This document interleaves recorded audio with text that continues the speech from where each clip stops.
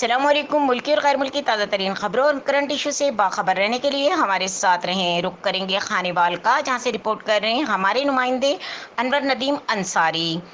District police officer Muhammad Ali Waseem نے تھانہ صدر خانے وال اور تھانہ مخدوم پور پواڑہ کا اچانک معائنہ کیا۔ انہوں نے سنتری ڈیوٹی محرر روم، ایس ایچ او روم، مال خانہ، فرنٹ ڈیسک سمیت صفائی ستھرائی اور دیگر شعبہ جات کا تفصیلی معائنہ کیا۔ ڈی پی او نے متعلقہ افسران کو تھانہ جات میں آنے والے سائلین کے ساتھ خوش اسلوبی اور میرٹ پر تمام قانونی تقاضوں کو پورا کرتے ہوئے سائلین کے مسائل کے حل کے لیے احکامات جاری کیے۔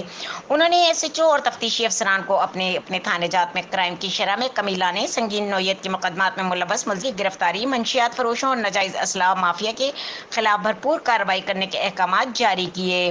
انہوں نے حوالات میں بند قیدیوں سے پوچھ گچھ بھی کی۔ ڈی پی او پولیس افسران سے کہا کہ تھانے میں عوامی سہولیات کی فراہمی میں کسی قسم کی غفلت برداشت نہیں کی جائے گی اور تھانوں میں پولیس تشدد، غیر قانونی حراست پر متعلقہ افسران کے خلاف سخت قانونی کارروائی کی جائے گی۔ مزید خبروں اور اپڈیٹ کے لیے ہمارے ساتھ رہیں۔ کے نیوز چینل انٹرنیشنل۔